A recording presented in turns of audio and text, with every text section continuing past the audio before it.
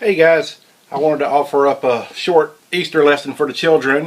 Excuse the quality, the sound. This is my first video, so hopefully it will be okay. And as I do more of these, I'll get better at it. But I'll be using what's called resurrection eggs. This is something I've used in children's church before. That was just a good way for kids to see objects and put it together with the Easter story. So the first egg, hopefully y'all can see this. I'm going to hold it up to this white paper. Anybody see what that is? That is a donkey. Now, what was the purpose of the donkey in the Easter story? That was actually the first thing that we begin with. That was when Jesus rode in, what we call Palm Sunday. He rode in and people lined the streets. They were laying down their cloaks. They were laying down branches of palm, just making a nice pathway into Jerusalem for Jesus. And some of them were there because they wanted to worship him. Some of them were there trying to see what was going on. Some of them were like the Pharisees that were in there to cause trouble. But this was a big spectacle, and this was what began what we call Holy Week. Okay, our second one. Oh, can we see these? Not sure if you can see those. That is coins. There's only 3 of them, but it represents coins. Now coins, we're going to put the number at 30. 30 silver coins. And there was someone that took coins and they betrayed Jesus. Now betrayed is kind of like means they turned their back on them. You ever had a friend that maybe you told a secret and then they went and told somebody else and you were angry that they did that? That's kind of betraying a little bit. This is much more serious, but it's one of those things where with Jesus, this person was one of his closest friends, one of the 12 disciples even. And he did something so unspeakable that I can't wait to tell you. But what happened was they offered him money. So he took money over his loyalty to his friend Jesus. And what he said he would do is he said he would just tell them where he was going to be. He didn't think anything was wrong with that. So we call that a betrayal. So our word today is betray. This disciple's name was, y'all should have it by now, it's Judas, if you don't remember. Judas was the one that betrayed him. Okay, look at our third egg. This is a nice little bright purple one. Okay, let's see if we can see that. See what that is? That is, it's a little goblet, but it's like a cup. But this is like, you know, we used it the plain cups. They used a little more distinguished cups. And the cup represents, giving y'all a chance to figure it out, is at the Last Supper. Well, let's talk about the Last Supper first. At the Last Supper, this was the meal he sat down with his disciples, all 12 of them, even greedy Judas, and he sat down to tell them kind of what was going to happen. He was letting them know that, hey, this is about to go down and you're not going to really understand it. And then he told them, hey, somebody's going to betray me even. He knew what was going to go, but he still had to do it. So this cup, and you may have done this up in big church, whenever we do the Lord's Supper, is when we have the juice, or the wine is what it represents, or we've had the little wafers we eat. The wafers are his body, and the cup we drink to remember his blood. Now, that's kind of nasty if you think about it. We're drinking his blood. No, we're not drinking his blood, but he wants us to remember. He wants us to remember the blood that he spilled for us. And that's very important, and we'll get to that in just a minute. Alright, we're into an orange one here. Okay, I think this is going to be something you can see pretty easy. Okay, I'm going to get this out of the way. That's not helping. Alright, that is some praying hands. Hopefully you can see these. If not, praying hands. Now that's pretty easy to figure out. That symbolizes prayer. But who was praying? Okay, this is when after they had their dinner, Jesus went out to the Garden of Gethsemane. And at that point, he said, I just need to go be by myself and I need to pray. And he told the disciples, I just need you to hang out, watch what's going on, I'll be back. And this is when he went and he spent some serious time with his Father, with God. And he was very upset And he was like, God, is there any other way I can do this? Because he knew what was coming and he didn't want to have to go through that. It's be a lot of pain. But he loved us. He loved you that much that he said, I'm willing to do it. But he just wanted to check. You ever had to do something and you're like, I know I have to do this. It's the right thing. It's very important. I'm going to do it. But if I can think of something else to do that would accomplish the same thing, what's the harm in asking? So he asked him and he said, I got it. Don't worry about it. Not going to ask again. But you know what the disciples were doing while he was praying? They fell asleep. I don't know. It was a long night. Different story, different time. But Jesus was praying. Let's see what we got here. Oh, okay. Now I wish I had my white paper because this is dark. Can we see that? That is a little leather strap. That represents like a whip, where they would whip Jesus. What they did is the garden, Judas went and told them, hey, he's in the garden. And when they came in, they didn't know which one Jesus was because there was a lot of people in there. So Judas went up and kissed Jesus on the cheek. He said, what's up? How you doing, preacher? Gave a thing. You know, you're my rabbi, you're my teacher, you're my pastor, I gave you a kiss. And then they said, aha, you're Jesus. And then everybody scattered, but they took Jesus. They took him and they carried him down. And that's where this comes in, because then they were going to punish him. And they began to beat him and began to whip him. And I'm not talking about just tapping him. They were smacking him. They would put like glass and thorns and sharp stones on this whip, and then they would slap him, and it would just wrap into his skin, and it would rip it, and it was really terrible. And he would bleed, and he was hurting, but he wasn't crying out, and he wasn't begging, and he just was taking it. Now you say, why would he do that? Why wouldn't he just say, look, I'm the Son of God, I'm going to end this, or you got the wrong guy, let me explain what's going on? Because there was a very special person, and it was you. That means everybody. It was you, it was you, it was you, it was you, it was you, it was me, it was everybody. He's like, I have to do this. Now why would he do that for us? Because he loves us. It's that simple. He loves us. Okay, what we got here? Oh no. Okay, this, see if we can see that. Okay. That help you? Huh? It's thorny, it's got points on it. They wrapped up some thorns and made it into like a crown. Now it wasn't a real crown, they were making fun of him. Because he's supposed to be the king of the Jews, and they were like, oh, you're not a king, you don't have a crown. So this was the Roman soldiers. They were just giving him the business. There's no need to do that. But they put it on his head, but when they put it on his head, they shoved it into his head, and it just stuck. And it made him start to bleed. And you're thinking, oh, this is terrible. Jesus, you need to just speak up in this. But he's like, no, y'all need me, and I want to do this for you. I love you that much. I know that this is too much for you to handle, so I'm going to take it. I don't get that, but he did. Oh, okay. This is two things. Okay.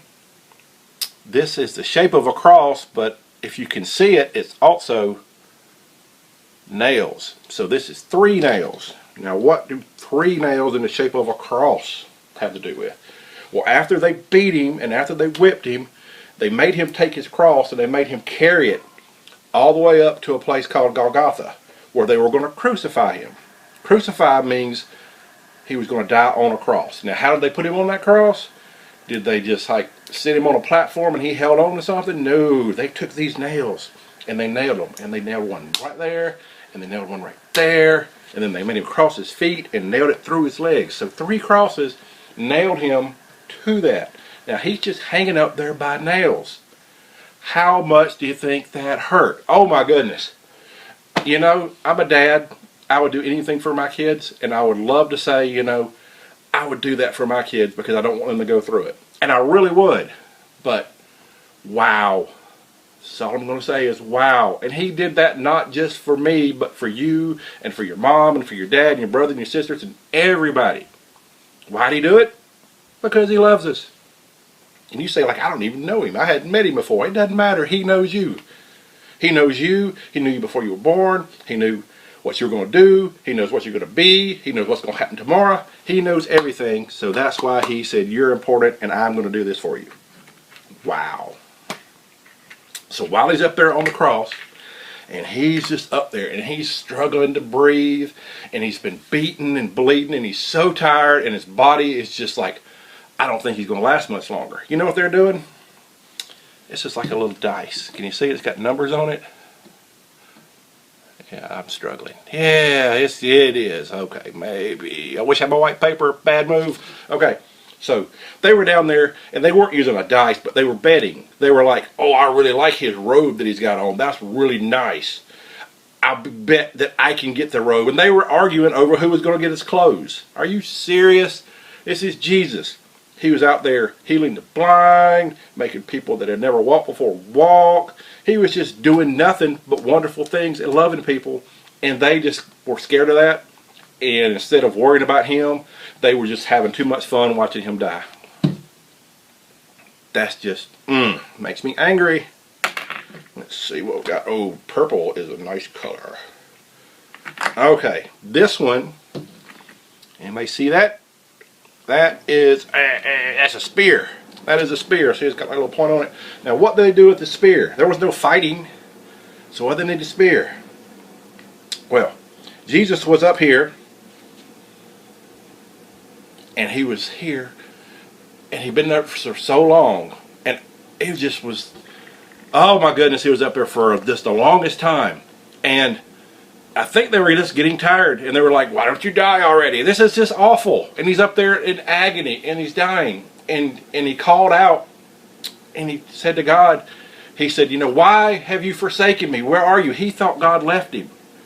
And what God did was, God couldn't look because all the sin, all the wrong stuff that you've done and that I've done and I'm going to do again and you're going to do again was all on him. See, this is what this is all about. This is all about all this that he did for us because he said, you can't do it, but I can. So he took all the sin and he said, I got this. And with the sin, he washes away our sins. Therefore, we can be born again in Christ. That's when we talk about having him into your heart and you're born again. And then you have eternal life. See, because if I don't have Jesus in my heart, I can't go to heaven. I don't know Jesus and I don't know the way to heaven is number one. And number two, sin cannot go into heaven. God cannot have sin. That's why he couldn't look at Jesus for that one brief moment. He couldn't. And then Jesus said, it is finished, and he died. And he was just hanging out there. But they couldn't really tell. They said, is he dead? Or is he faking? Or is he sleeping? So they took the spear and they stabbed him. They stabbed him in the side. Because, you know, have you ever been faking? You ever been like, I don't want to get up. It's time for school. Mom's like, time to go to school. Or not now because we don't have school. That's up. But she still says, get up. You've been sleeping all day. And you're like faking to sleep. And you're like halfway eye open, halfway smiling, and you know they come in with the tickle, and then you're like, ah, and then they knew you were faking. Well, that's what this was, but much, much worse because they stabbed him, and they said, I know if we stab him, he can't fake that, so he'll jump, or we'll see if he's alive. But when they stabbed him, nothing happened. He didn't move, and there's his blood and the water just pulled out, and they knew he was dead.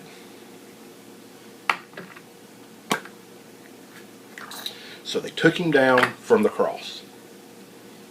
And they took him and they wrapped him in clothes and they put him in the tomb. So this is the linen that they wrapped him in. It's like grave clothes. They wrapped him up and they put him in a tomb. Now the tomb was not like in the ground like when you see people. You ever seen people get buried? They go down in a casket. This was more like a cave. And they laid him in there. And then they took this huge, huge, huge rock and they rolled it in front of it. So they said that this way Jesus can't get out. Because all along he kept saying, guys, don't you worry about it. Death can't stop me. I'm going to come back. He said, when I'm gone, I'll be back 3 days. Don't you worry about it. So then the Pharisees, they're all thinking, oh, he can't come back. But what's going to happen is his friends are going to sneak in hide his body and make it look like he did, and then everybody will think that he's like really amazing. So they said, we're going to put a big giant rock, and that rock was, you know, twice the size of me. I mean, it was huge. It took like 3 or 4 people to actually move it. And they put it there, and then they put soldiers outside the tomb to make sure nobody could get in and nobody could get out. So this is what they wrapped him in. Okay, and then here's the stone. Now, like I said, imagine this is a rock, but it's a stone. I mean, it's huge. I mean, I don't know. See how hard I'm reaching? Picture somebody standing on my shoulders, and then picture me reaching twice. I mean, it's like the size of, well, you can't see it, but like my garage door or your car. I mean, it's big. There's no way anybody could move it, okay?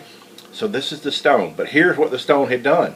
On the 3rd day, just like he said, I'm going to rise.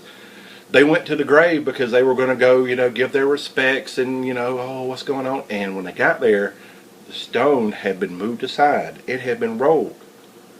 How did it move? Nobody touched it, but it had been moved. Boom. God, Jesus, moved it. Miracle. That's what happened. So then, when they saw that, they were all scared. They're like, oh, what has happened? What has happened? Well, this is the last egg. And when they got there, they went inside the tomb to see what was going on. And let's see what's in the last egg. What?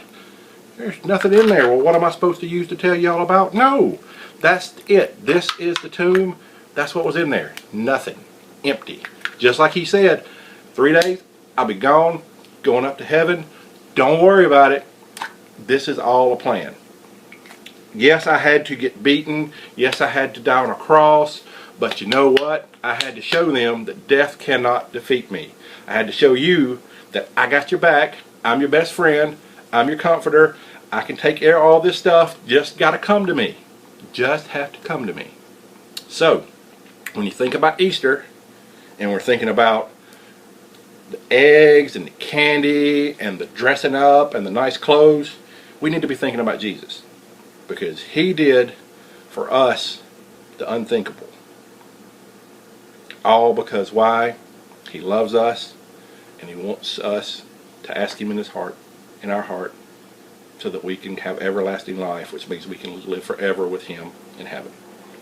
So, I hope you enjoyed that. If you have any questions, you can reach out to the church, or you can reach out to me. And happy Easter, everyone, and God bless.